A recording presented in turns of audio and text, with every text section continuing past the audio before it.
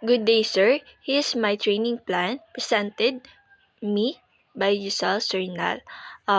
Dito po sa training plan, nakapaloob po dito yung mga respondent na may no like po sa basic, common, and core competencies po. Dito po, parang pinag-summarize ko na lang po. Makikita nyo naman po siya doon sa ginawa ko pong training plan. So dito po, pinapakita ko lang kung paano ko ginawa ito. Like dito po sa trainees training requirements, dito muna po tayo sa basic. Kung ano yung work in team environment, kukuhanin mo siya doon sa TR mo. And then kung ano yung nakapaloob doon sa trainees or training requirements, doon po ilalagay mo kung ano yung nakapaloob, like work effective within college member. Doon sa work in team environment, doon makikita mo sa TR mo kung alin nga ba yung mga nakapaloob doon.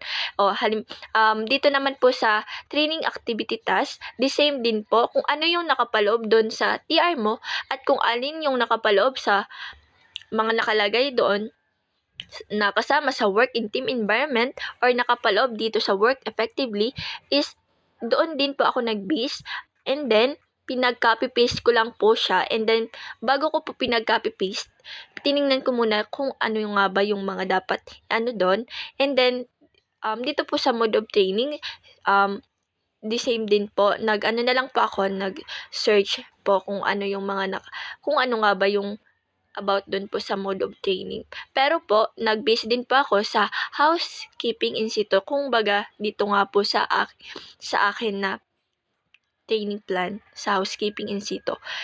Dito po sa stop, yun po, na lang ako. And then, the same po sa facilities, tools, and equipment, na lang po ako. Pinag-copy paste ko po kung ano yung nakalagay doon sa TR ko po. And then, nilagay ko po dito sa mga facility tools.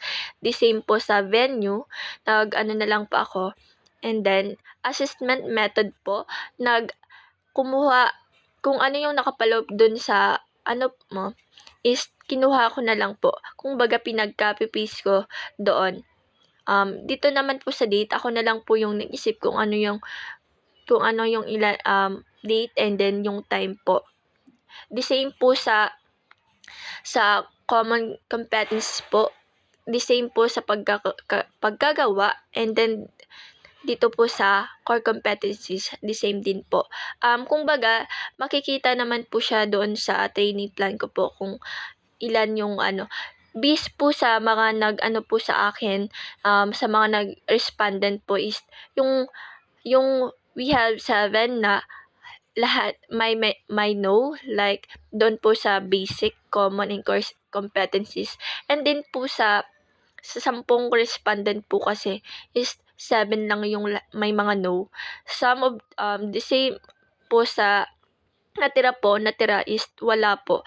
Lahat po yun yes. So, yung kinalabasan po is 7 lang yung may no sa respondent ko po na doon sa basic, common, and core competencies po.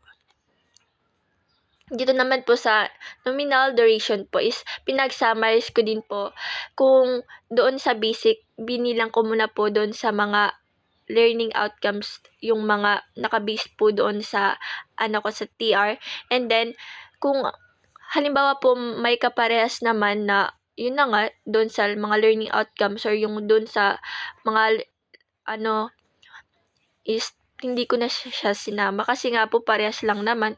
So, binilihan ko lang yung mga walang kaparehas. The same din po sa common and core competencies. Kung sa basic nga is 59 divide 18, so it means kinalabas is 3.28 hours po. Nag-base din po ako sa TR, po ako doon.